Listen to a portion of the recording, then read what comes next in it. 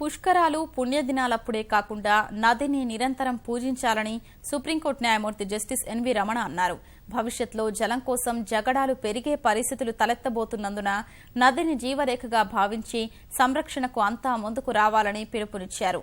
పుష్కరాల సందర్భంగా పుణ్యస్నానం ఆచరించిన జస్టిస్ ఎన్వి రమణతో మా ప్రతినిధి శ్రీనివాస్ మోహన్ ముఖాముఖి.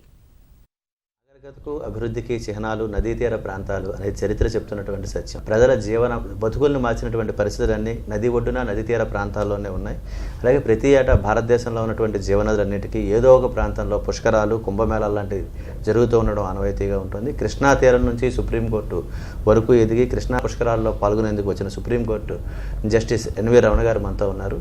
కృష్ణా తీరం నుంచి మీరు ఉన్నత స్థాయి వరకు వెళ్ళారు. కృష్ణా పుష్కరాల్లో పాల్గొనండి, మీరు ఎలా అనుకున్నారు? నేను పుట్టినటువంటి ప్రదేశంలో ఇవాళ పుష్కరాలు వచ్చినాయి కాబట్టి ఆ పుష్కరాల పండగలో పాల్గొనడానికి మా కుటుంబ సమేతంగా ఈ ప్రాంతానికి రావడం జరిగింది. అయితే కృష్ణానదికి నాకున్నటువంటి సంబంధం ఏంటంటే, నేను పుట్టినటువంటి గ్రామం నుంచి ఒక 5-6 కిలోమీటర్ల దూరంలోనే కృష్ణానది ఉంది.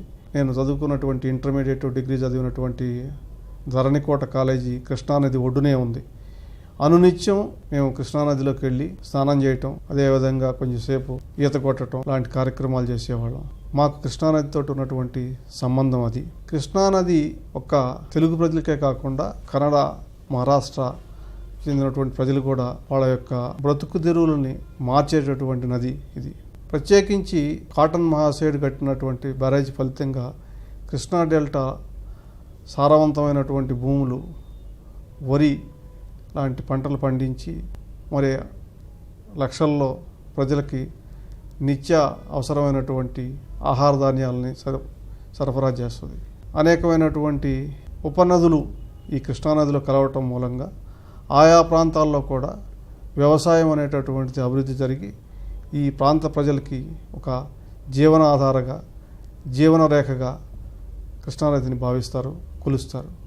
అటువంటి నదికి పుష్కరాల సందర్భంగా ప్రజలు ఆ నదికి కృతజ్ఞతలు తెలియజేసుకోవటం కోసం మరి ఇక్కడ ఇంత పెద్ద ఎత్తున రావటం అనేటటువంటిది చాలా సంతోషదగ్గమైనటువంటి విషయం. అంటే కృష్ణానది లేకపోతే గోదావరి నది ఇవి కేవలం పుష్కరాల సమయంలో అశేషంగా భక్తులు వస్తున్నారు. అలాగే అశేషంగా ఆ నదికి సంబంధించినటువంటి కార్యక్రమాలు కానీ నదితో అనుబంధం కానీ పెంచుకుంటున్నారు. అంటే ఇదంతా కొనసాగాలి, కేవలం పుష్కరాల 12 రోజులే కాదు అనే భావన ప్రజల్లో రావాలంటే ఎలాంటి చర్యలు అవసరం భావిస్తారు?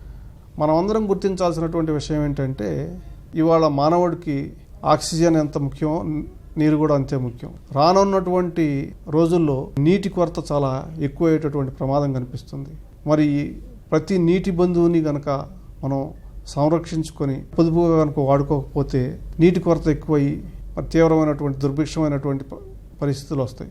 కాబట్టి నీటిని కన్జర్వ్ చేసుకోవటం, నీటిని సద్వినియోగం చేసుకోవటం అనేటటువంటి ఒక చైతన్యాన్ని ప్రజల్లో తీసుకురావడం కోసం ఈ పుష్కరాలని ప్రభుత్వం ఉపయోగపెట్టుకోవాలి. అందుకని చెప్పేసి ఇవాళ ఈ పుష్కరాల 12 రోజుల సందర్భంగా ఏ రకమైనటువంటి భక్తి ప్రపత్తులతోటి వచ్చి నదిని గౌరవిస్తారో 365 రోజులు సంవత్సరంలో ఆ రకమైనటువంటి పరిరక్షణ కార్యక్రమాలు చేపట్టాలి. ఒకటి ఏమిటంటే, ఈ మధ్యకాలంలో నదుల్లో విపరీతమైనటువంటి కాలుష్యాన్ని మనం ఇచ్చేస్తున్నాం. మరి పరిశ్రమల్లోంచి వచ్చేటటువంటి వేస్ట్ వాటర్ కానివ్వండి, నగరాల్లోగానో గ్రామ పంచాయతీల్లో వచ్చేటటువంటి డ్రైనేజ్ వ్యవస్థలో ఉన్నటువంటి నీళ్ళన్నింటినీ కూడా నదుల్లోకి వదిలేస్తున్నాం. దాంతో ఏంటంటే పొల్యూషన్ లెవెల్స్ ఎక్కువ పెరిగిపోయి అది తాగడానికి కూడా పనికిరానటువంటి పరిస్థితి వచ్చింది. దీని మీద మనం ఎక్కువ శ్రద్ధ చూపించాల్సిన అవసరం ఉంది. చట్టాలను కఠినంగా అమలు చేయాల్సినటువంటి బాధ్యత ప్రభుత్వం మీద ఉంది. అదేవిధంగా లోకల్ బాడీస్, గ్రామ పంచాయతీలు కానివ్వండి, మున్సిపాలిటీస్ కానివ్వండి, వాళ్ళు ట్రీట్ చేయకుండా వాటర్ని నదిలోకి వదిలిపెట్టడం మూలంగా మరి కాలుష్యం ఎక్కువ అవుతుంది. కంపల్సరీగా ప్రభుత్వం చర్యలు తీసుకొని ఈ నీటిని అన్ట్రీటెడ్ వాటర్ని నదిలోకి వదలకుండా చూడాల్సినటువంటి బాధ్యత ఉంది. నదీ పరివాహక ప్రాంతంలో ఆక్రమణలు చాలా వరకు ఎక్కువ ఉండి నది తాలూకా రూపం కుచించుకుపోయే పరిస్థితులు లాంటివి జరుగుతున్నాయి. అంటే ఈ ఆక్రమణను ఒకవేళ తొలగించే పరిస్థితి ఉంటే ప్రభుత్వాలు ఎలాగా వాళ్ళకి పునరావాసం కానీ వాటి విషయంలో ఎలాంటి ఆలోచన? వాటర్ బాడీస్ని కనుక ప్రొటెక్ట్ చేసుకోకపోతే, చెరువుల్ని, కుంటల్ని, నదుల పరివాహక ప్రాంతాలను కనుక రక్షించుకోలేకపోతే నదుల్లోకి నీరు వచ్చేటటువంటి అవకాశం ఉండదు. వచ్చిన కూడా నీరు కూడా ఆ పూడికల మూలంగా వృధాగా సముద్రంలో పాలయ్యేటటువంటి అవకాశం ఉంది. కాబట్టి నదీ ప్రాంతాన్ని సుందరవంతంగా చెట్లతోటి నది మీద ఉన్నటువంటి గట్టుల్ని ప్రొటెక్ట్ చేసుకోవాలా. అదే సందర్భంగా అనేక సంవత్సరాలుగా మరి అక్కడ నివాసం ఉంటున్నటువంటి మనుషులు వాళ్ళందరికీ కూడా రిహాబిలిటేషన్ అనేటటువంటిది జరగాల. తద్వారా మనం నదిని చూడగానే ఒక రకమైనటువంటి మంచి భావన కలిగేటటువంటి పరిస్థితి వస్తుంది. ఆ వాతావరణాన్ని క్రియేట్ చేయాల్సినటువంటి బాధ్యత ప్రభుత్వం మీద ఉంది. దానికి తోడు ప్రజలు కూడా చైతన్యవంతమై మనం నదిని పరిరక్షించుకోవాలా, నది వల్ల మనకు అనేకమైనటువంటి లాభాలు ఉన్నాయి అనేటటువంటిది గుర్తించాలా. దీనికి ప్రభుత్వంతో పాటు స్వచ్ఛంద సేవా సంస్థలు కూడా ముందుకు రావాలా. వాళ్ళు కూడా ప్రజలకి చెప్పి బ్యూటిఫికేషన్ ప్రోగ్రాంలో వాళ్ళని పాల్గొనేటట్టు చేయాల్సినటువంటి బాధ్యత ప్రభుత్వం మీద ఉంది. విదేశాల్లో చూస్తే నదులకు సంబంధించి వాళ్ళ పరిరక్షణ చర్యలు ఏ విధంగా ఉంటాయి సార్?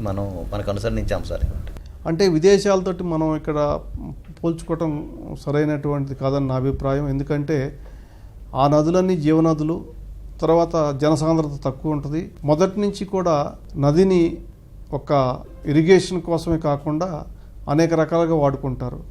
టూరిజం కింద వాడుకుంటారు, ట్రాన్స్పోర్టేషన్ కింద వాడుకుంటారు, రిక్రియేషన్ కింద వాడుకుంటారు.